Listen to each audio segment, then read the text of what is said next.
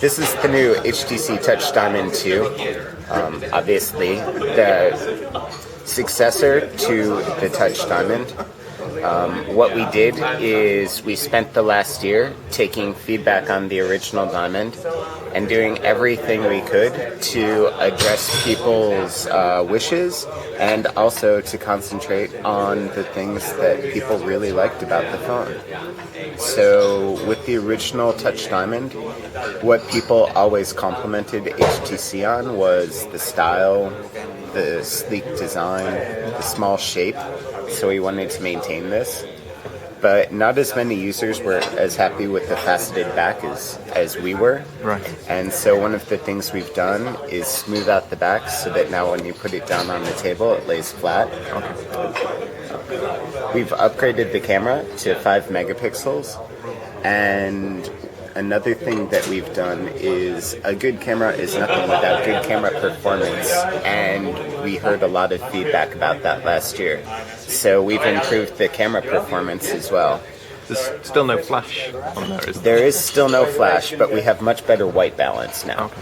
So what we've also done is set the right soft key to camera from the home screen, which is new. And if we hit it, we should see the camera launch much faster than people are used to. And we have a total on-screen menu system and an on-screen shutter button since there are no action buttons on the device. Okay. If we try to take a picture, it shouldn't take very long at all. That's quicker. So Yeah. exactly. So more feedback that we've been responding to. Another thing that a lot of the users asked for was that they wished TouchFlow 3D was more complete, was more customizable, and that it went deeper. And so we've addressed all of those. First, we've taken a lot of the improvements that we added on the Touch HD, and we've brought those over to the Diamond 2. It was actually relatively easy since both have WVGA screens. So that includes icons under the people cards so that you can quickly contact all of your favorite contacts. Being able to quickly call, SMS, and email them without having to sort through which contact method was the primary chosen one. Being able to see more of an email message in the email viewer. Fantastic. We've added the stock viewer from Touch HD. Also, weather will now not just show today's weather, but will also show a 4-day forecast beneath it. So you can give it a little time. We've got today's weather. And there's a little bit of the future.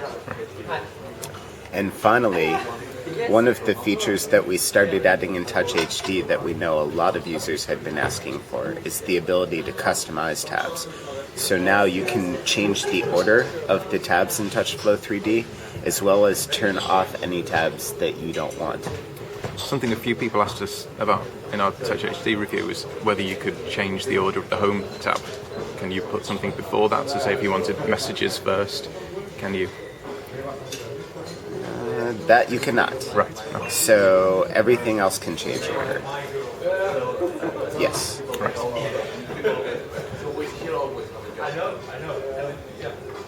And then if we go back to the People tab, we can start talking about ways that we've been able to make TouchFlow go deeper. So now we have a new feature that we call people-centric communication. You have all carriers tell us, right, that we have a set of people who we talk to more than anybody else. And whether talk to means call, or talk to means text, or talk to means email, they're still the people who we're constantly in contact with. But we're not just in contact with them by one means. I don't just text somebody. I don't just email somebody. So now if we go to a contact, the first thing we see is their contact information. But then if we slide this tab at the bottom, we can see all the text, email, and calls that we've shared with that person. So we can start taking a look at the text conversation we've had back and forth with Henry. And you can see it's not just Henry's, but it's also our words as well. Right. So we get the whole conversation, and we don't have to go back to the SMS application to respond either. It's not just that we've brought the data to the top to look at, but you can also act on it here. So if you want to respond, you can respond from right here. This gives us a good chance to show off our new soft keyboard. You'll notice that it's an offset keyboard like we see on our laptops or desktop keyboards instead of the old grid keyboard. We feel that this is a lot easier for people to use. Could you just type something? Sure, absolutely.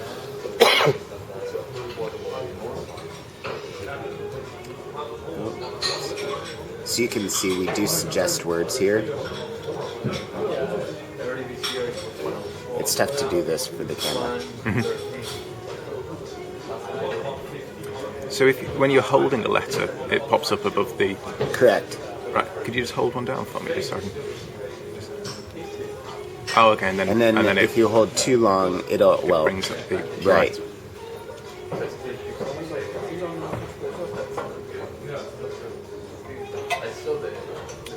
And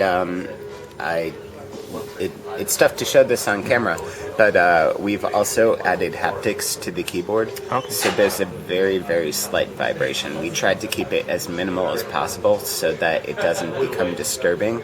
Right. For people who don't want the vibration, we also have a key click as well. Okay. So you can turn either of those on and off in combination for a little bit of response. Right. I'm a key click man myself. I really like that sound. Okay. It makes me feel like I'm typing fast. So we can also see all of the emails that we've sent to Henry and that Henry has sent to us, as well as the calls we've made back and forth.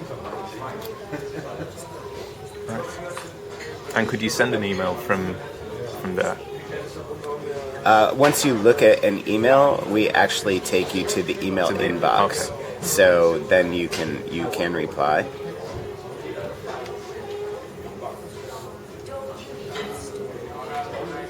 Right.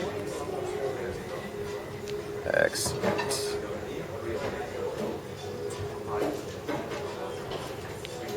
Wonderful. And one other feature that we've added, totally new, it was not in the HD either, is a calendar.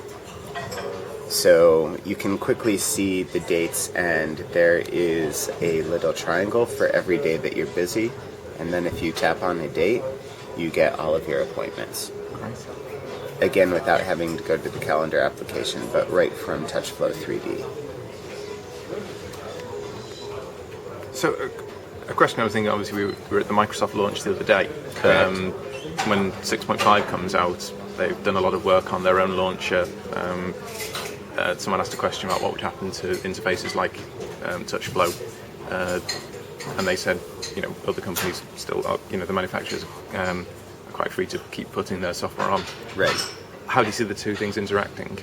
Well, they don't interact. I think they're a choice. Mm-hmm. So our devices come with TouchFlow by default, but when 6.5 devices come out and users upgrade the Diamond 2 to 6.5, they'll be able to choose the same way users can in 6.1 can currently choose whether they want to use TouchFlow or whether they want to use the standard Windows Mobile home screen.